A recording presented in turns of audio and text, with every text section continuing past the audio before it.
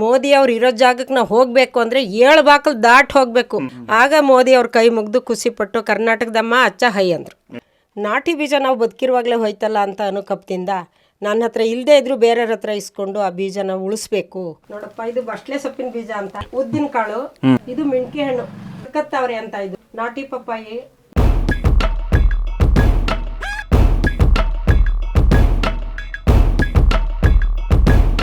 ಎಲ್ರಿಗೂ ನಮಸ್ಕಾರ, ನಾನು ನಿಮ್ಮ ಮಂಜೇಶ್, ಪಬ್ಲಿಕ್ ಒನ್ ಮೀಡಿಯಾ. ಇವತ್ತು ನಾವು ಪುಟ್ಟಣ್ಣ ಕಣಗಾಲ್ ಹುಟ್ಟಿರುವಂತಹ ಊರು ಕಣಗಾಲ್ನಲ್ಲಿದ್ದೀವಿ. ಪುಟ್ಟಣ್ಣ ಕಣಗಾಲ್ ಯಾರಿಗೆ ಗೊತ್ತಿಲ್ಲ ಹೇಳಿ, ಎಲ್ಲರಿಗೂ ಗೊತ್ತು. ಅವರು ಸಿನಿಮಾದಲ್ಲಿ ತುಂಬ ಫೇಮಸ್ ಆದವರು. ಈ ಊರಿನಲ್ಲಿ ಒಬ್ಬರು ಅಜ್ಜಿ ಇದ್ದಾರೆ, ಪದ್ಮಮ್ಮ ಅಂತ ಹೇಳಿ. ಅವರು ಸಾವಯವ ಕೃಷಿಲಿ ಅವಾರ್ಡ್ನ ತೊಗೊಂಡಿದ್ದಾರೆ ನರೇಂದ್ರ ಮೋದಿ ಅವ್ರ ಹತ್ರ. ಬನ್ನಿ, ಇವತ್ತು ಅವ್ರ ಮನೆಗೆ ಹೋಗ್ತಾ ಇದ್ದೀವಿ, ಹಂಗೆ ಅವ್ರನ್ನ ಮಾತಾಡ್ಸ್ಕೊಂಡು ಬರೋಣ. ಅಜ್ಜಿ ನಮಸ್ಕಾರ. ನಮಸ್ಕಾರ ಕಣಪ್ಪ. ಹೇಗಿದ್ದೀರಾ ಅಜ್ಜಿ? ಚೆನ್ನಾಗಿವ್ನಿ ಕಣ್ಮಗ್ನೆ, ಆರೋಗ್ಯವಾಗಿದ್ದೀನಿ. ನೋಡಿದ್ರೆ ಗೊತ್ತಾಗ್ತಿದೆ ಅಜ್ಜಿ ನೀವು ಡೆಲ್ಲಿಗೆ ಹೋಗಿ ನರೇಂದ್ರ ಮೋದಿ ಅವ್ರ ಹತ್ರ ಎಲ್ಲ ಅವಾರ್ಡ್ ತೊಗೊಬಂದಿದ್ದೀರಾ. ಸಾವಯವ ಕೃಷಿ ನೀವೆಲ್ಲ ಅದರಿಂದ ಹೋಗಿ ನೀವು ಡೆಲ್ಲಿಲಿ ಹೋಗಿ ಅವಾರ್ಡ್ ತೊಗೊಂಡು ಬಂದಿದ್ದೀರಾ. ಇದ್ರ ಬಗ್ಗೆ ಏನು ಹೇಳ್ತೀರಾ?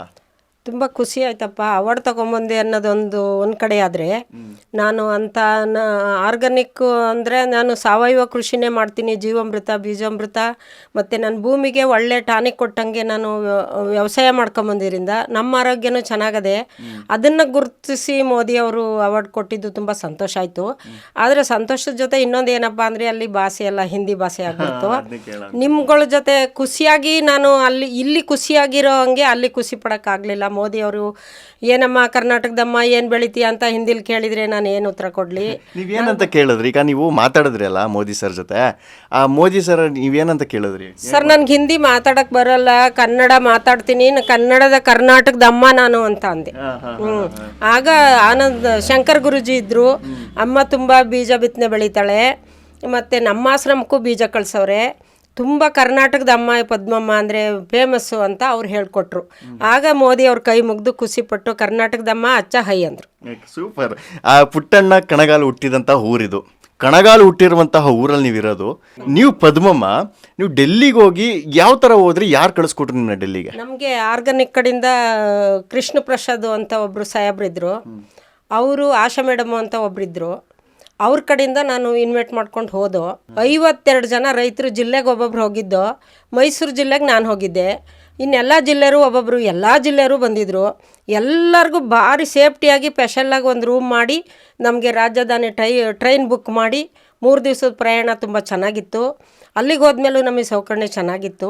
ಆಮೇಲೆ ಬಂದರು ನೋಡಪ್ಪ ನರ್ಸ್ಗಳು ಬಂದಂಗೆ, ಆಧಾರ್ ಕಾರ್ಡ್ ಕೊಡು, ನಿನ್ನ ನಂಬರ್ ಕೊಡು ಅಂತ ಏನು ಹಾಸ್ಪಿಟ್ಲಿಗೆ ಪೇಷಂಟ್ ಕೊಂಡೋಗೋ ಹಂಗೆ ಎಲ್ಲನೂ ತೆಸೆ ಹೊತ್ಕೊಂಡು ವ್ಯಾನಿಗೆ ಕೂರಿಸ್ಕೊಂಡ್ರು. ಒಂಥರ ಬೇಜಾರಾಯಿತು. ಯಾಕೆ ಬೇಜಾರಾಯಿತು ಅಂದರೆ, ಇಷ್ಟು ಸೇಫ್ಟಿಲಿ ಕರ್ಕೊಂಡು ಹೋಯ್ತಾರಲ್ಲ, ಏನಾರು ಬಾಂಬ್ ಗಿಂಬ್ ಹಾಕ್ಬಿಟ್ಟಾರ ಅಲ್ಲಿ ಅಂತ ನನಗೆ ತುಂಬ ಯೋಚನೆ ಬಂದಿತ್ತು. ಆಗ ನಾನು ಒಬ್ಬಳೇ ಮೈಸೂರು ಜಿಲ್ಲೆಗಾಗಿ ನಾನು ಒಬ್ಬಳೇ, ಎಲ್ಲ ರೈತರುಗಳು ಅಲ್ಲಿದ್ದರು. ಅಂದರೆ ಸಪ್ರೇಟು ನಮಗೆ ನಂಬರ್ ಹಾಕಿ 7 ಬಾಕ್ಲು ಫಂಕ್ಷನ್ನು. ಮೋದಿ ಅವ್ರು ಇರೋ ಜಾಗಕ್ಕೆ ನಾವು ಹೋಗಬೇಕು ಅಂದರೆ 7 ಬಾಕಲು ದಾಟ್ ಹೋಗಬೇಕು. ತಂಗಿನ ಮರದ ಹತ್ರ ಸ್ಟೇಜು ವಯಸ್ಸು ಬೇರೆ ಆಗದೆ. ಕರ್ನಾಟಕದ ಅಮ್ಮನ್ನೇ ಕರ್ಕೊಂಡು ಹೋಗಬೇಕು ಅಂತ ಅಲ್ಲಿ ಕೆಲಸ ಮಾಡ್ತಿರೋ ಅಂಥ ಮಹಿಳೆಯರು ನನ್ನ ಹೆಣ್ಮಕ್ಳ ರೀತಿ ಇದ್ದರು. ಭಾರಿ ಸೇಫ್ಟಿಯಾಗಿ ನನ್ನವೇ ಹರಿಯಾಣದ ಹುಡುಗಿನವೇ ಸ್ಟೇಜ್ ಮೇಲೆ ಕರ್ಕೊಂಡು ಹೋಗ್ಬಿಟ್ರು ಕಣಪ್ಪ. ಹೋದೆ, ಸ್ಟೇಜ್ ನೋಡಿದರೆ ಗಡಗಡ ಅನ್ನೋದು. ಯಾವಾಗಲೂ ನೋಡಿಲ್ಲ ನಾನು, ಹಳ್ಳಿ ಅವರಲ್ವಾ. ಅದರಿಂದ ನಾನೇನು ಮಾಡಿದೆ, ಧೈರ್ಯ ಮಾಡ್ಕೊಂಡು ಹೋಗಿ ಮೋದಿ ಹತ್ರ ಕೈ ಮುಕ್ಕೊಂಡು ನಿಂತ್ಕೊಂಡೆ. ಅಮ್ಮ ಹಿಂದಿಲಿ, ಅಮ್ಮ ಏನು ಬೆಳಿತೀಯಮ್ಮ ನೀನು ಕರ್ನಾಟಕದಮ್ಮ ಅಂತ ಅಂದರು. ನನಗೆ ಹಿಂದಿ ಬರೋದಿಲ್ಲ, ಕನ್ನಡ ಮಾತಾಡ್ತೀನಿ ನಾನು, ನನ್ನ ಕನ್ನಡ.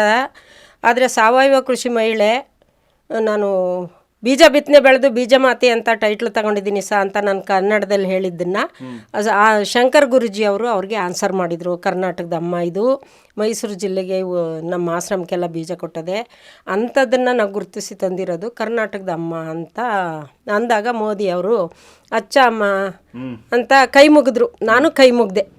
ಅವಾಗ ಒಂದು ಸ್ವಲ್ಪ ನಂಗೆ ನೆಮ್ಮದಿ ಬಂತು. ನಮ್ಮ ಭಾಷೆಗೂ ಇವ್ರ ಭಾಷೆಗೂ ಒಂಚೂರು ಅಡ್ಜಸ್ಟ್ ಆಯ್ತಲ್ಲ, ಹೆಂಗೋ ಇಷ್ಟನಾರು ಮಾತಾಡ್ಕೊಂಡ್ನಲ್ಲ ಡೆಲ್ಲಿ ಗಂಟ ಬಂದಿದ್ದಕ್ಕೆ ಅಂತ ಸಂತೋಷವಾಗಿ ಹೊರಗಡೆಗೆ ಬಂದೆ. ಅಪ್ಪ, ಪೊಲೀಸ್ನವರು, ಪೇಪರ್ನವರು, ಟಿವಿಯರು ಏನೋ ಸಾಧನೆ ಮಾಡ್ಬಿಟ್ಟವಳು ಇವು ಅಮ್ಮ ಅನ್ನೋಂಗೆ ಮುತ್ಕೊಬಿಟ್ರು. ಮುತ್ಕೊಬಿಟ್ರು. ಆಗ ಇಂಥ ಸಾಧನೆ ಏನು ಮಾಡಿದೆ? ಏನಾದ್ರು ತಪ್ಪು ಮಾತಾಡ್ಬಿಟ್ಟು ಹೆಡ್ಲೈನಲ್ಲಿ ಟಿವಿಯವರು, ಪೇಪರ್ನವರು ಅದನ್ನೇ ಕೊಟ್ಬಿಡ್ತಾರೆ, ಏನು ಮಾಡ್ಲಪ್ಪ ಈಗ ಅಂತ ಅಲ್ಲೂ ಭಯ ಆಯಿತು. ಅವರೆಲ್ಲ ವಾರ್ತೆ ಕೇಳೋಂಗೆ ಕೇಳಿದರು ನನ್ನನ್ನು. ಒಂದು ಕಡೆಯಿಂದ ನೀನು ಏನು ಮಾಡ್ಕೊಂಡಿದ್ದೀಯಾ, ಎಲ್ಲಿದ್ದೀಯಾ, ಯಾವ ಊರಿಂದ ಬಂದಿದ್ದೀಯ ಅಜ್ಜಿ ಅಂತ ನಮಸ್ಕಾರ ಮಾಡೋರು ಕೇಳಿಯೋ, ಯುಸ್ ಮಾಡೋರು ಕೇಳಿಯೋ, ಅಷ್ಟೊಂದು ಜನ ನನಗೆ ಗೌರವ ಡೆಲ್ಲಿ ಒಳಗೆ ಸಿಕ್ತು ಅಂತ ಅಂದಾಗ ನನಗಾದ ಸಂತೋಷ ಬೇರೆಯವ್ರಿಗಾಗಲಿಲ್ಲ ಕಣಪ್ಪ. ಅಜ್ಜಿ, ಇವಾಗ ನೀವು ಸಾವಯವ ಕೃಷಿದು ಒಂದಷ್ಟು ಬೀಜಗಳನ್ನೆಲ್ಲ ಮಡಗಿದ್ದೀರಾ ಒಂದು ಬೌಲ್ಗೆ ಹಾಕಿ, ಅದ್ರ ಬಗ್ಗೆ ನಮ್ಗೆ ಎಕ್ಸ್ಪ್ಲೇನ್ ಮಾಡ್ತೀರಾ? ಹೇಳ್ತೀನಿ ಕಣೆ. ಬೀಜ ಬಿತ್ತನೆ ಜೋಡಿಸ್ತೀನಿ ಅಂತ ಮನಸ್ಸಾಯಿತು ಅಂದರೆ ನಾಟಿ ಬೀಜಗಳ ತಳಿ ಎಲ್ಲ ನಾಶವಾಗಿ ಹೋಗಿ ಈಗ ಬೇಕಾದಷ್ಟು ರೆಡಿಮೇಡ್ ಬೀಜ ಬಂದ್ಬಿಡ್ತು ದೇಶದ ಮೇಲೆ. ನಾಟಿ ಬೀಜ ನಾವು ಬದುಕಿರುವಾಗಲೇ ಹೋಯ್ತಲ್ಲ ಅಂತ ಅನುಕಂಪದಿಂದ ನನ್ನ ಹತ್ರ ಇಲ್ಲದೇ ಇದ್ದರೂ ಬೇರೆಯವ್ರ ಹತ್ರ ಇಸ್ಕೊಂಡು ಆ ಬೀಜನ ಉಳಿಸ್ಬೇಕು. ಈ ಮುದ್ಕಮ್ಮ ಇರ್ತಾಳೋ ಇಲ್ವೋ ನನಗೆ ಗೊತ್ತಿಲ್ಲ. ನಾನು ಬೆಳೆದಿರೋ ಅಂಥ, ನಾನು ಜೋಡಿಸಿರೋ ಅಂಥ ಬೀಜ ರೈತರುಗಳ ಮನೇಲಿ ಉಳಿಬೇಕು ಅಂತ ನಾನು ಬರೀ ಕೇವಲ ಮಾರೋದೆಷ್ಟು 10 ರೂಪಾಯಿಗೆ 5 ಬೀಜ. ಯಾವ ಬಿತ್ತನೆ ಬೀಜನೂ 10 ರೂಪಾಯಿಗೆ 5 ಬೀಜ. ಯಾಕೆ 10 ರೂಪಾಯಿ ಇಸ್ಕೊತೀನಿ ಅಂದರೆ ಹಂಗೆ ಕೊಡ್ಬೋದು, ಅದರಿಂದ ಏನು ಶ್ರೀಮಂತಿ ಆಗಲ್ಲ. ಬೀಜಕ್ಕೆ ಬೆಲೆ ಬರೋದಿಲ್ಲ. ದುಡ್ಡು ಕೊಟ್ಟು ತಗೊಂಡ್ರೆ ಅವರು ನಾಟಿನ ಮಾಡಿ ಆ ಬೀಜನ ಮತ್ತೆ ಉಳಿಸ್ಕೊತಾರೆ ಅನ್ನೋ ಆಸೆ. ಕೆಲವಾರು ಮೇಳಕ್ಕೆಲ್ಲ ಹೋಗಿದ್ದೀನಿ, ಚಂಡೀಗಢಕ್ಕೆ ಹೋಗಿದ್ದೀನಿ, ಮತ್ತು ದಾವಣಗೆರೆಗೆ ಹೋಗಿದ್ದೀನಿ, ಡೆಲ್ಲಿಗೆ ಮತ್ತೆ ಒಂದು ಸಾರಿ ಹೋಗಿದ್ದೀನಿ. ಅಲ್ಲಿ ಎಲ್ಲ ಯಾರು ನೋಡಿದ್ರೂ ಬೀಜ ಮಾತೆ ಎಷ್ಟು ರೆಡಿಮೇಡ್ ಬೀಜ ಅಲ್ಲ ಇದು, ಒರಿಜಿನಲ್ ಅಮ್ಮ ಬೆಳೆದಿರೋ ಸಾವಯವ ಕೃಷಿಲಿ ಬೆಳೆದಿರೋ ಅಂಥ ಬೀಜನೇ, ಬಣ್ಣ ಕಟ್ಟಿಲ್ಲ. ಈ ನಾಟಿ ತಳಿಗಳ ಸಂಗ್ರಹಣೆ ಮಾಡಿರೋ ಅಂಥ ಬೀಜ ಮಾತೆ ಅಂತ ನನಗೆ ಟೈಟ್ಲ್ ಕೊಟ್ಟರು ದಾವಣಗೆರೆಯಲ್ಲಿ ಕಣಪ್ಪ. ಅಜ್ಜಿ, ಇಷ್ಟೆಲ್ಲ ಸಾವಯವ ಕೃಷಿದು ಬೀಜಗಳೆಲ್ಲ ನೀವು ಒಂದು ಬೌಲ್ಗೆ ಹಾಕಿ ಮಡಗಿದ್ದೀರಾ, ಅದ್ರ ಬಗ್ಗೆ ನನಗೆ ಎಕ್ಸ್ಪ್ಲೇನ್ ಮಾಡ್ತೀರಾ? ಮಾಡ್ತೀನಿ ಕಣಪ್ಪ. ಬನ್ನಿ ಅಜ್ಜಿ. ಏನೇನು ಬೀಜ ಅಜ್ಜಿ ಇದು? ನಾಟಿ ಸೌತೆ ಬೀಜ. ಈಗೆಲ್ಲ ರೆಡಿಮೇಡ್ ಬಂದಿದೆ. ಇದನ್ನ ಸಾರಿಗೆ ಬೇಕಾದ್ರೂ ಹಾಕ್ಬೋದು, ನಾವು ತಿಂದ್ರೂ ಏನೂ ಆಗಲ್ಲ ಅಂತ ಒರಿಜಿನಲ್ ನಾಟಿ ಸೌತೆ ಬೀಜ. ಕತ್ತಿ ಅವರೇ ಅಂತ. ಇದು ಫಸ್ಟ್ ಟೈಮ್ ನೋಡ್ತಾ ಇರೋದು ಅಜ್ಜಿ ನಾನು. ಆ ಕಡೆ ದೇಶದಲ್ಲಿತ್ತು, ನಮ್ಮ ಕಡೆಲ್ಲೂ ಹಿಂದೆ ಇತ್ತು. ಇದು ಹಾಳಾಗಿ ಹೋಗಿತ್ತಲ್ಲ ಅಂತ ಈ ಮೇಳಗಳಿಗೆ ಹೋದಾಗ ಈ ಬೀಜನ ತಂದು ಅಭಿವೃದ್ಧಿ ಮಾಡಿ ರೈತರುಗಳಿಗೆ ಹಂಚೋ ಕೆಲಸ ಮಾಡ್ತಾರೆ. ಕತ್ತಿ ಅವರೇ ಅಂದ್ರೆ ಇಷ್ಟುದ್ದ ಚೊಟ್ಟು ಬರುತ್ತೆ. ಮುರಿದು ತಿಂದ್ರೆ ಶುಗರ್ ಕಂಟ್ರೋಲ್. ನಾರ್ ಪದಾರ್ಥ ಯಾವ್ದೇ ತಿಂದ್ರೂ ನಮ್ಗೆ ಶುಗರ್ BP ಬರಲ್ಲ ನೋಡಪ್ಪ. ಇದು ಬಸ್ಲೆ ಸೊಪ್ಪಿನ ಬೀಜ ಅಂತ. ಬಸ್ಲೆ ಸೊಪ್ಪು ಸಾಮಾನ್ಯವಾಗಿ ಎಲ್ಲ ಕೇಳಿರ್ತೀರಿ. ಅದನ್ನ ಉಪಯೋಗಿಸೋದು ಹೆಂಗೆ ಅಂತ ನಮ್ಮ ಹಳ್ಳಿ ಮಹಿಳೆಯರಿಗೆ ಬಿಟ್ರೆ ಸಿಟಿಯವ್ರಿಗೆ ಜಾಸ್ತಿ ಗೊತ್ತೇ ಆಗಲ್ಲ. ಈಗ ಅವರು ಅಭ್ಯಾಸ ಮಾಡ್ಕೊಬಿಟ್ಟವ್ರೆ. ಬಿಳಿ ರಕ್ತ ಕಣ ಇಲ್ಲ ಅಂತ ಡಾಕ್ಟರ್ ಹೋದಟ್ಗೆ ಹೇಳ್ತಾರೆ. ಅದಕ್ಕೆ ಇದನ್ನ ಬಸ್ಲೆ ಸೊಪ್ಪನ್ನ ಕಿತ್ತು ಚೆನ್ನಾಗಿ ಕಟ್ ಮಾಡಿ ಒಂದು ಈರುಳ್ಳಿ, ಒಂದು ಒಣಮೆಣಸಿನ್ಕಾಯಿ ಹಾಕಿ ಒಗ್ಗರಣೆ ಕೊಟ್ಬಿಟ್ಟು ಅದಕ್ಕೆ 2 ಚಮಚ ಮೊಸರು ಹಾಕೊಂಡು ಆ ರೋಗಿ ತಿಂತ ಬಂದ್ರೆ ಬಿಳಿ ರಕ್ತ ಕಣ ತನ್ನಷ್ಟಕ್ಕೆ ತಾನೇ ಸೇರ್ಕತ್ತದೆ. ಸೂಪರ್. ಇದೇನಜೆ? ಉದ್ದಿನ ಕಾಳು. ಮತ್ತೆ ಇದನ್ನ ಒಡೆದ್ಬಿಟ್ಟು ಅಥವಾ ಉದ್ದಿನ ವಡೆ ಮಾಡ್ಬೋದು, ಇಡ್ಲಿ ದೋಸೆ ಮಾಡ್ಬೋದು. ಮತ್ತೆ ಪ್ರತಿ ಒಂದಕ್ಕೂ ನಾಟಿಲ್ ಬೆಳೆದಿರೋದು. ಈಗ ರೆಡಿಮೇಡ್ ತಗೊಂಡ್ರೆ ಅಷ್ಟು ಉದ್ದಿನ ಬೇಳೆ ಹಿತವಾಗಿ ರುಚಿಕರವಾದ ಇಡ್ಲಿ ದೋಸೆ ಆಗಲ್ಲ, ಸ್ವಲ್ಪ ಒರಟಾಗ್ಬೋದು. ಇದನ್ನ ಹಾಕಿ ಸ್ವಲ್ಪ ಒಡೆದು ನಾವೇ ಕಲ್ಲಲ್ಲಿ ಒಡೆದ್ಬಿಟ್ಟು ಬೇಳೆ ಮಾಡಿ ಇಟ್ಕೊಂಡು ಮನೆಗೆ ಉಪಯೋಗಿಸ್ಕೊಂಡ್ರೆ ತುಂಬಾ ಸ್ಮೂತ್ ಆಗಿರುತ್ತದೆ ದೋಸೆ ಇಡ್ಲಿ ಎಲ್ಲವ. ಸ್ವಂತ ಬೆಳೆದಿರೋದು ನಾಟಿ ಪಪ್ಪಾಯಿ. ಇತ್ತೀಚೆಗೆ 50 ರೂಪಾಯಿ ಒಂದು ಹಣ್ಣು ಅಂದ್ರೂ ತಗೊಂಡು ತಿಂತಾರೆ. ಯಾತಕ್ಕೆ ಅಂದ್ರೆ ಡೆಂಗಿ ಜ್ವರಕ್ಕೆಲ್ಲ ನಾಟಿ ಪಪ್ಪಾಯಿ ತಿನ್ನಿ ಅಂತಾರೆ. ಮತ್ತೆ BP ಶುಗರ್ಗೆಲ್ಲ ನಾಟಿ ಪಪ್ಪಾಯಿ ತಿನ್ನಿ ಅಂತಾರೆ. ಕಣ್ಣು ಒಳ್ಳೇದು ಅಂತ ಕಣ್ಣಿನ ಡಾಕ್ಟರ್ ಹೇಳ್ತಾರೆ. ಅದಕ್ಕೆ ಬೇಡಿಕೆ ಜಾಸ್ತಿ ಅದೇ. ನಮ್ಮ ಕಾಲದಲ್ಲಿ ಪಪ್ಪಾಯಿ ಹಣ್ಣು ತಿಂದ್ರೆ ಉಷ್ಣ ಜಾಸ್ತಿ ಆಯ್ತದೆ, ಕೈಕಾಲು ಉರಿ ಬರ್ತದೆ ಅಂತ ಹಿಂದೆ ಜಾಸ್ತಿ ಉಪಯೋಗಿಸ್ತಿರ್ಲಿಲ್ಲ ಮೂಢನಂಬಿಕೆಯಲ್ಲಿ. ಈಗ ನಾಟಿ ತಳಿ ಪರಂಗಿ ಹಣ್ಣು ಅಂತ ಅಂದ್ರೆ 50 ರೂಪಾಯಿ ಆದ್ರೂ ಒಂದ್ ಹಣ್ಣು ಓಡುತ್ತೆ. ಮತ್ತೆ ಜ್ವರ ಬಂದರಂತೂ ಪರಂಗಿ ಹಣ್ಣು ಹುಡಿಕೊಂಡು ಓಡಾಡ್ತಾರೆ. ಕಣ್ ಕಾಣ್ದವರು ಚೆನ್ನಾಗಿ ತಿಂತಾರೆ.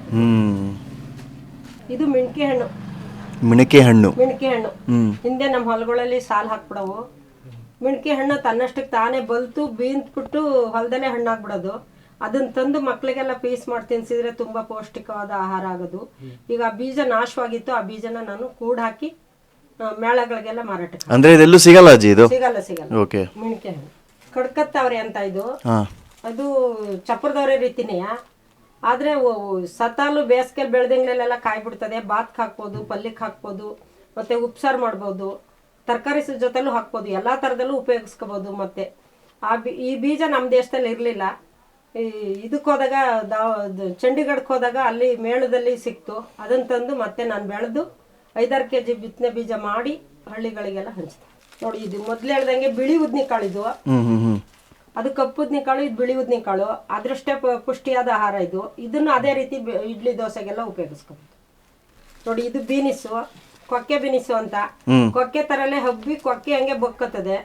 ಇದ್ರ ರುಚಿ ಈಗಿನ ರೆಡಿಮೇಡ್ ಬೀನಿಸಿಗೆ ಬರಲ್ಲ. ಇದು ನಾಟಿ ಬೀನಿಸು. ಇದೆಲ್ಲೂ ಸಿಗೋದಿಲ್ಲ, ನನ್ನ ಹತ್ರ ಬಿಟ್ರೆ ಇನ್ನೆಲ್ಲೂ ಇಲ್ಲ. ಸಿಕ್ಕಿದ್ರು ಈ ಪರ್ಮಾದ ಬೀಜ, ನಾಟಿ ಬೀಜ ಸಿಗೋದಿಲ್ಲ. ಟೊಮೊಟೊ. ಟೊಮೊಟೊ ಬೀಜ. ಟೊಮೊಟೊ ಅಂತ ಅಂದ್ರೆ ಬಣ್ಣ ಕಟ್ಟಲ್ಲ, ಸಾವಯವದಲ್ಲಿ ಬೆಳೆದಿರೋ ಹಣ್ಣಿನ ಬೀಜ ಮಾಡ್ತೀನಿ. ಮತ್ತೆ 1 ತಿಂಗಳು ಬೇಕು ಅಂತಲೇ ಪರೀಕ್ಷೆ ಮಾಡ್ಬೇಕು ಅಂತ 1 ತಿಂಗಳು ಮಡಗಿದ್ದೆ. ಟೊಮೊಟೊ ಹಣ್ಣು ಕೆಡ್ಲಿಲ್ಲ. ಈಗ ಬೀದಿ ಮೇಲೆ ಮಾರಕ್ ಬರ್ತಾರೆ, ಅದು ಆರೋಗ್ಯಕರವಾದ ವಸ್ತಲ್ಲ, ಬಣ್ಣ ಹಾಕ್ತಾರೆ, ಮತ್ತೆ ಮನೆಗೆ ತಗೊಂಡೋಗಿಟ್ರೆ ನೀರಾಗಿ ಸೋರ್ತದೆ, ಫ್ರಿಜ್ಜಲ್ಲಿ ತಿಂತಾರೆ, ಅವ್ರಿಗೆ ಇಲ್ಲದ ರೋಗ ತಂದ್ಕೋತಾರೆ. ಈ ಬೀಜನ ಒಂದೊಂದು ಗಿಡ ಹಾಕೊಂಡ್ರೆ ಮನ್ಕಾಲಕ್ಕೆ ಒಳ್ಳೇದು ಅಂತ. ಇದು ಗಿಣ್ ಚಪ್ರದವ್ರೆ ಅಂತ ಗಿಣ್ಗೂ ಬಿಡ್ತದೆ, ಎಲ್ಲಕ್ಕೂ ಉಪಯೋಗಿಸ್ಕೋಬಹುದು. ಯಾವ ಸಾರ್ಗೂ ಬೇಡ ಅನ್ನೋಂಗಿಲ್ಲ ಆ ತರ ಬೀಜ ಇದು. ಇದು ಸೋಯಾಬೀನಿಸು ಅಂತ ರೆಡಿಮೇಡ್ ಆದ್ರೆ ಬಣ್ಣ ಕಟ್ಟಿಟ್ಟಿರ್ತಾರೆ. ಇದು ಅಮ್ಮ ಬೆಳೆದಿರೋ ಸೋಯಾಬೀನಿಸೆಯ. ಈ ಚೊಟ್ಟನ್ನ ತಿಂದ್ರೆ ತುಂಬಾ ರುಚಿಕರವಾಗಿದೆ. ಜಾಸ್ತಿ ವರ್ಣೆ ಮಾಡಕ್ ಹೋದ್ರೆ ಇದು ಓಂ ಕಾಳು, ಅವಕ್ಕಿ ಕಾಳು ಅಂತ ಯಾವ್ದಕ್ ಬೇಕಾದ್ರೂ ಹಾಕ್ಬೋದು. ಅಥವಾ ನಮಗೆ ಗ್ಯಾಸ್ಟ್ರಿಕ್ಕು, ನಾವು ತಿಂದಿರೋಂತ ಊಟ ಅರ್ಗಿಲ್ಲ, ಒಂದ್ ಚಿಟ್ಕಿ ಅವಕ್ಕಿಕನ್ನ ನಾವು ಬಾಯಿಗೆ ಹಾಕೊಂಡು ಹೋಗಿದ್ರೆ ಅದು ಬೇಗ ನಾಶವಾಯ್ತದೆ, ಗ್ಯಾಸ್ಟ್ರಿಕ್ ಕಂಟ್ರೋಲ್ ಮಾಡ್ತದೆ. ಅವಕ್ಕಿ ಅಮ್ಮ ಬೆಳೆದಿರೋದು. ನಾಟಿ ಕಡ್ಲೆಕಾಯಿ ಈಗೆಲ್ಲ ಬೇರೆ ಬೇರೆ ಕಡೆ ಎಲ್ಲ ಹಬ್ಬಗಾಯಿ ಮತ್ತೆ ದಪ್ಪ ಕಾಳು, ಪಾರಂ ಕಾಳು ಎಲ್ಲ ಬಂದಿದೆ. ಇದು 2 ಕಾಳಿನ ಬೀಜ, ಸಣ್ಣದಾಗಿರ್ತದೆ, ಜಾಸ್ತಿ ಫಸಲು ಕೊಡ್ತದೆ. ನಮ್ಮ ಮನ್ ಬಳಕೆಗಾದ್ರೂ ಈ ಬೀಜ ಬೆಳ್ಕೋಬಹುದು. ನೋಡಿ, ಇದು ಅಕ್ಸೆ ಬೀಜ. ಇದು ಅಕ್ಸೆ ಬೀಜ ನೋಡಿ, ಈ ತರ ಬೆಳೆಯೋದು. ಒಮ್ಮೇನು ಎಲ್ಲ ಡೂಪ್ಲಿಕೇಟ್ ತಂದೊಳೆ ಬೇಡಿ, ಅಮ್ಮ ಬೆಳೆದಿರೋ ಬೀಜನೇ ನಾನು ವೀಕ್ಷಣೆ ಮಾಡ್ತಾ ಇರೋದು. ಈ ತರ ಬರುತ್ತೆ, ಬೆಳೆದ್ರೆ ಈ ತರ ಬರುತ್ತೆ. ಇದೇ ಬೀಜ. ಇದು ಚಿಲ್ಲಿ ಚಪ್ರದವ್ರೆ ಅಂತ ಕೆಲವ್ರು ಹೇಳಿದ್ರು. ಚತುರ್ಭುಜ ಚಪ್ರದವ್ರೆ ಅನ್ನೋದಕ್ಕೆ ಸಾಕ್ಷಿ ಇದೆಯಾ? ಈ ತರ ಬರುತ್ತೆ ಈ ಬೀಜದಲ್ಲಿ. ಇದನ್ನ ನಾರೇ ಬರಲ್ಲ. ಡಾಕ್ಟರ್ಗಳೆಲ್ಲ ಹೇಳ್ತಾರೆ ಇದು ಹಸಿ ತರಕಾರಿ ತಿಂತಾರಲ್ಲ, ಅದ್ರ ಜೊತೆಗೆ ಇದನ್ನ ಫುಡ್ ಒಳ್ಳೆ ಫುಡ್ ಅಮ್ಮ, ಇದನ್ನ ಮುರಿದು ತಿಂದ್ರೆ ಶುಗರ್ BP ಕಂಟ್ರೋಲ್ ಆಯ್ತದೆ, ಇದು ಮನೆಗೂ ಸಿಕ್ಬೇಕಮ್ಮ ಅಂತ ಹೇಳ್ತಾರೆ. ಅಜ್ಜಿ, ಏನ್ ಪ್ರಯೋಜನ ಇದರಿಂದ? ಪ್ರಯೋಜನ ಏನು ಅಂತ ಅಂದ್ರೆ, ಈ ತರಕಾರಿ ನಾವೇ ಬೆಳೆದು ತಿನ್ನೋದ್ರಿಂದ ಹಸಿದು ತಿಂದ್ರೆ ರಕ್ತ ಬೆಳವಣಿಗೆ ಜಾಸ್ತಿ, ರಕ್ತ ಚಲನೆ ಕೊಡ್ತದೆ, ನಮ್ಮ ಆರೋಗ್ಯಕರವಾದ ಒಂದು ವಸ್ತು ಅದು. ಹಾಗೆ ಚೊಟ್ಟು ಮುರಿದಂಗೆ ಮುರಿದ್ಬಿಟ್ಟು ಬೀಟ್ರೋಟು ಇದೆಲ್ಲ ಹಸಿ ತಿಂತೀವಲ್ಲ, ಅದ್ರ ಜೊತೆ ಮಿಕ್ಸ್ ಮಾಡ್ಕೊಂಡು ಮೆಣಸಿನ ಪುಡಿ ಹಾಕೊಂಡು ತಿಂತೀವಿ. ಎಷ್ಟು ದಿನ ಬೇಕು ಇದು ಬೀಜ ಹಾಕಿದ್ರೆ ಬರೋದಕ್ಕೆ? 15 ದಿವಸ ತಿಂಗಳಿಗೆ ಬಂದ್ಬಿಟ್ಟು. ನಾನು ಬೆಳೆದಿರೋ ಅಂತ ಬಿತ್ತನೆ 150ಕ್ಕೂ ಜಾಸ್ತಿ ತಳಿ ಅದೇ. 150 ತಳಿನೂ ನಾನು ವೀಕ್ಷಣೆ ಮಾಡಕ್ ಹೋದ್ರೆ ಸಮಯ ಜಾಸ್ತಿ ಓವರ್ ಆಯ್ತದೆ. ಮತ್ತೆ ಅದನ್ನ ಯಾರು ನಂಬಕ್ಕೆ ಇಷ್ಟಪಡೋದಿಲ್ಲ. ಇದು ಯಾವ ರೀತಿ ಬೆಳೆದಿದ್ದೀನಿ ಅಂತ ಕರ್ಕೊಂಡೋಗಿ ನಾನು ಅಂತಂತ ಗಿಡಕ್ಕೆ ಕರ್ಕೊಂಡೋಗಿ ನಾನು ವೀಕ್ಷಣೆ ಮಾಡ್ತೀನಿ. ಇದು ಸಾವಯವ ಕೃಷಿನ ಯಾಕೆ ಬೆಳೆದಿದ್ದೀನಿ ಅಂತ ಅಂದ್ರೆ, ಒಳ್ಳೆ ಆಹಾರ ಸಿಕ್ಬೇಕು ಮನುಷ್ಯನಿಗೆ, ಒಳ್ಳೆ ಬೀಜ ಬಿತ್ತನೆ ಸಿಕ್ಬೇಕು. ಕೆಲವ್ರ ಪ್ರಶ್ನೆ ಏನು, ಎಲ್ ಮಾರಾಟ ಮಾಡ್ತೀಯ ಅಂತ ಒಂದ್ ಪ್ರಶ್ನೆ ಮಾಡ್ತಾರೆ. ಇದನ್ನ ಹೇಗ್ ಹುಳ ಬರ್ದಂಗೆ ಇಡ್ತಿ ಅಂತ ಕೆಲವ್ರು ಹೇಳ್ತಾರೆ. ಬಜ ಪುಡಿ ಹಾಕಿಡ್ತೀನಿ ಬೀಜ ಬಿತ್ತನೆ ಕೆಡ್ದಂಗೆ. ಬಜನ ನಾನೇ ಬೆಳೆದಿದ್ದೀನಿ. ಬಜ ಪುಡಿ ಹಾಕಿ ಬೀಜ ಬಿತ್ತನೆ ಕೆಡ್ದಂಗೆ ಇಡ್ತೀನಿ. ಮತ್ತೆ ಇದನ್ನ ಯಾವ ತರ ಮಾರ್ಕೆಟಿಂಗು ಅಂದ್ರೆ, ಕೃಷಿ ಮೇಳಗಳು ಇಲಾಖೆ ಕಡೆಯಿಂದ ಏನಾದ್ರು ಒಂದು ಆಫರ್ ಬಂದ್ರೆ ಹೋಗಿ 10,000 15,000 ಮಾರ್ಕೊಬತ್ತೀನಿ. ರೈತರುಗಳು ಹಿಂಗೆ ಪ್ರಚಾರ ಕೊಟ್ರೆ ಅವರೇ ಬಂದು ತಕೊಂಡು ಹೋಗ್ತಾರೆ. ತಕೊಂಡು ಹೋಗುವಾಗ್ಲೂ ಹೇಳ್ತೀನಿ, ಬೀಜ ಉಳಿಸಿ, ಅಮ್ಮನ್ನ ಉಳಿಸಿ, ತಿಂದಾಕ್ಬೇಡಿ ಈ ಬೀಜನ, ಹಾಳು ಮಾಡಬೇಡಿ ಈ ಬೀಜನ ಅಂತ ರೈತರುಗಳಿಗೆಲ್ಲ ಮನವಿ ಮಾಡ್ಕೊತೀನಿ. ಮೊದಲು ಬೀಜಾಮೃತ ಮಾಡಬೇಕು. ಯಾವುದೇ ವಸ್ತುವೆ ಹುಳ ಆಗಬಾರ್ದು, ಕೆಡಬಾರ್ದು ಅನ್ನೋದಾದ್ರೆ ಬೀಜಾಮೃತ ಮಾಡ್ಕೋಬೇಕು. ಬೀಜಾಮೃತ ಮಾಡಿ ಬೀಜನ ಭೂಮಿಗೆ ಹಾಕ್ಬಿಟ್ಟು ಒಂದ್ ಸ್ವಲ್ಪ ಗೊಬ್ಬರ ಗೋಡು ಹಾಕಿ ಅದು ಹುಟ್ಟಿ ಮೇಲ್ ಬಂದ್ಮೇಲೆ ನೀರ್ ಮಜ್ಜಿಗೆನೂ ಬೇವಿನ ಎಣ್ಣೆನೂ, ಹುಳಿ ಮಜ್ಜಿಗೆನೂ ಬೇವಿನ ಎಣ್ಣೆನೂ ಹೊಡೆದ್ರೆ ಹುಳ ಬರಲ್ಲ. ಯಾವುದೇ ಪದಾರ್ಥ ರುಚಿಕರವಾಗಿರ್ತದೆ, ಅದು ಕೆಮಿಕಲ್ ಆಗಲ್ಲ. ಅದರಿಂದ ನಾನೇನ್ ಮಾಡ್ತೀನಿ, ಇದು ನೀರ್ ಮಜ್ಜಿಗೆನ ತಾಮ್ರ ಚೌರ್ಗೆಗೆ ತುಂಬಿಟ್ಟು ಅದನ್ನ ಚಿಲ್ಮೆ ಬರೋವಂಗೆ 3-4 ದಿವಸ ಇಟ್ಬಿಟ್ಟು ಆ ಮಜ್ಜಿಗೆಗೆ ಒಂದ್ ಸ್ವಲ್ಪ ಬೇವಿನ ಎಣ್ಣೆ ಹಾಕೊಂಡು ಸ್ಪ್ರೇ ಮಾಡ್ಕೊತೀನಿ. ಅದು ಹುಳ ಬರಲ್ಲ. ಮನೆಗಾಗಾರು ಬೆಳ್ಕೊಳ್ಳಿ. ಈಗ ನಾನು ಸಾವಯವ ಕೃಷಿ ಬೆಳೆಯುವಂತ ವಸ್ತುನ ವ್ಯಾಪಾರ ಮಾಡ್ಕೋಬಹುದು, ಕೋಟಿಗಟ್ಟಲೆ ದುಡ್ಡು ಸಂಪಾದನೆ ಮಾಡ್ಬೋದು ಅನ್ನೋದೆಲ್ಲ ಸುಳ್ಳು. ನಮ್ಮ ಆರೋಗ್ಯವಂತರಾಗಿರ್ಬೇಕು, ನಮ್ಮ ಆರೋಗ್ಯ ಚೆನ್ನಾಗಿರ್ಬೇಕು ಅಂದ್ರೆ ಇದನ್ನ ಮನೆ ಹಳತಕ್ಕೆ ಪಾರ್ಟ್ಗಳಲ್ಲಿ ಭೂಮಿ ಇಲ್ಲ ಅಂತೀವಿ. ಭೂಮಿ ಇಲ್ಲ ನಾವೆಲ್ಲಿ ಬೆಳೆಯೋದು ಅಂತೀರಿ ಸಿಟಿ ಅವರು. ನಾವು ಬಾಡಿಗೆ ಮನೇಲಿ ಇದ್ದೀವಿ ಅಂತೀರಿ. ಬಾಡಿಗೆ ಮನೇಲಿ ಕಸ ಗುಡಿಸ್ಬಿಟ್ಟು ಆ ತೊಟ್ಟಿ ಒಳಿಕೋ ಪಕ್ಕದ ಮನೆಗೋ ಬಿಸಾಕೋ ಬದಲು ಒಂದು ಪ್ಲಾಸ್ಟಿಕ್ ಕವರ್ಗಳು ತಂದು ಆ ಕಸನೇ ಅದಕ್ಕೆ ಸಂಗ್ರಹಣೆ ಮಾಡಿ, ನೀವು ತರಕಾರಿ ತಗೊಂಡೋಗಿ ತೊಟ್ಟಿಗೆ ಹಾಕೋ ಬದಲು ಅದನ್ನೇ ಎಲ್ಲಾನು ಕೊಳಕಲ್ ಮಾಡಿ ಆ ಗಿಡಕ್ಕೆ ಹಾಕಿ 2 ಬೀಜ ನೆಡಿ. ನಿಮ್ ಮಕ್ಳಿಗೂ ಆಯ್ತದೆ, ನಿಮ್ಗೂ ಆಯ್ತದೆ, ಹಿಂದಿನ ಪೀಳಿಗೆಗೂ ಉಳ್ಕೋತದೆ. ಬಾಡಿಗೆ ಮನೇಲಿ ಇರೋರೇನ್ ಪಾರ್ಟ್ ಮಾಡಿಕೋಬೇಡಿ, ಬೆಳಿಬೇಡಿ ಅನ್ನಕ್ಕಲ್ಲ. ಮೊದ್ಲೇ ಬಾಡಿಗೆ ತಗೊಳ್ಳೋದು ಕೇಳ್ಕೊಳ್ಳಿ. ನಾವು ಗಿಡ ಬೆಳಿಬೇಕಪ್ಪ, ನಾವು ಪಾರ್ಟ್ಗಳು ಇಟ್ಕೋಬೇಕು, ಗಲೀಜಿಲ್ದಂಗೆ ನಾವು ಬೆಳ್ಕೊತೀವಿ ಅನ್ನಿ ಒಂದ್ ದಾರ ಕಟ್ಟಿ ನಾಟಿ ತಳಿ ಬೀಜ ತಕೊಳ್ಳಿ. ಮನೆಗೆ ಒಳ್ಳೆ ಆಹಾರ ಆಯ್ತದೆ, ಮಕ್ಳಿಗೂ ನಿಮ್ಮ ಆರೋಗ್ಯನೂ ಸುಧಾರಿಸ್ತದೆ. ನಿಮಗೆ ಟೈಮ್ ಪಾಸ್ ಮಾಡೋದು ಅಲ್ಲಿ ಶ್ರಮ ಇರ್ತದೆ, ಮಾಡ್ಕೊಳ್ಳಿ. ನೀವು ನೋಡೋದ್ರಿಂದ ಆ ಬಿತ್ತನೆ ಸಾವಯವ ಕೃಷಿಲಿ ಬಿತ್ತನೆ ಮಾಡಿರುವಂತ ಗಿಡ ಬಳ್ಳಿಗಳು ನೋಡೋದ್ರಿಂದ ನಿಮ್ಮ ಕಣ್ಗೂ ತಂಪಾಯ್ತದೆ, ನಿಮ್ಮ ಆರೋಗ್ಯನೂ ಚೆನ್ನಾಗಿರ್ತದೆ. ಇಷ್ಟು ಹೇಳಕ್ ಇಷ್ಟ. Thank you. ಈ ತರ ಕಡ್ಡಿ ಕಸ ಹಾಕಿ ಹಾ ನೋಡಿ, ಇದು ಹಾಕದ್ನ ಹಾ ಇದ್ರ ಮೇಲೆ ಸಗಳಿ ಹಾಕ್ತೀನಿ. ಈ ತರ ಸಗಳಿ ತೆಗ್ದು ಇದ್ರ ಮೇಲೆ ಹಾಕ್ತೀನಿ. ಹಾ ಆಮೇಲೆ ಈ ತರ ಗಂಜಲ ತೆಗ್ದು ಓದ್ ಗಂಜಲನಾ? ಗಂಜಲ ಓಹೋ. ಈ ತರ ಗಂಜಲ ಹಾಕ್ಬಿಟ್ರೆ ಅದೇ ಹುಳಿಗೆ ಎಳ್ನೀರ್ ಕೊಟ್ಟಂಗೆ. ನಾವ್ ಹೆಂಗೆ ದಾವಾಗಿ ಎಳ್ನೀರ್ ಕುಡಿತೀವಿ, ಈ ತರ ಎರೆಹುಳಗಳು ಗೊಬ್ಬರದೊಳಗೆ ಸೇರ್ಕೊಂಡು ಈ ಕಸ ಕಡ್ಡಿನೆಲ್ಲಾನು ಮೇಯ್ದು ಗೊಬ್ಬರ ಕೊಡುತ್ತೆ. ತರಕಾರಿ ಸಾರೆಲ್ಲ ತಿಂದ್ರಿ ಪತ್ತೆ ಹತ್ಲಿಲ್ಲ ನೀವು. ಹೌದಾ? ಹಸಿರು ತಿನ್ಬೋದಾ? ತಿನ್ಬೋದು. ಬಿಳಿ ಜೋಳ. ವಾವ್. ಇದನ್ನುವೆ ಟೀ ಸೊಪ್ಪುನುವೆ ಒಂದ್ ಚಮಚ ಕೊಬ್ಬರಿ ಎಣ್ಣೆ, ಒಂದ್ ಚಮಚ ಟೀ ಸೊಪ್ಪು, ಮತ್ತೆ ಒಂದ್ ಅರ್ಧ ಹೋಳು ನಿಂಬೆ ಎಣ್ಣೆ, ಒಂದ್ 1/4 ಲೀಟರ್ ಕೊಬ್ಬರಿ ಎಣ್ಣೆ ಹುರಿದು ಚೆನ್ನಾಗಿ ಬೇಯಿಸಿ ಮಡಗಿದ್ರೆ ಬಿಳಿ ಕೂದಲು ಮಾಯವಾಗಿ ಕಪ್ಪು ಕೂದಲು ಬಿಟ್ಟು. ಟೀಗೂ ಹಾಕ್ಬೋದು, ಜ್ಯೂಸ್ಗೂ ಹಾಕ್ಬೋದು. ಶುಗರ್ BP ಕಂಟ್ರೋಲ್ ಆಯ್ತು. ಅಜ್ಜಿ ಊಟ ಕರಿತಿದಾರೆ. ಹಳ್ಳಿ ಊಟ ಅಂದ್ರೆ ಸೂಪರ್ ಆಗಿರುತ್ತೆ. ಇವಾಗ ನೋಡಿ ಬೆಣ್ಣೆ ಬರ್ತಾ ಇದೆ. ಬೆಣ್ಣೆ ನೋಡಿ ಯಾವ ಕಲರ್ ಇದೆ, ತುಪ್ಪದ ಕಲರ್ ಇದೆ. ಅಜ್ಜಿ ಆಲ್ರೆಡಿ ನನ್ ಕೈಗೆ ಒಂಚೂರು ಕೊಟ್ಟಿದ್ದಾರೆ. ಬನ್ನಿ ಕ್ಯಾಮ್ರಾದಲ್ಲಿ ನೀವು ತೋರಿಸಿ. ನಮ್ಮ ಅಜ್ಜಿ ನೋಡಿ, ಅಜ್ಜಿ ಊಟ ಮಾಡಿಕೊಟ್ಟಿದ್ದು ಇವತ್ತು ನಮ್ಗೆ ಕರ್ಸಿ.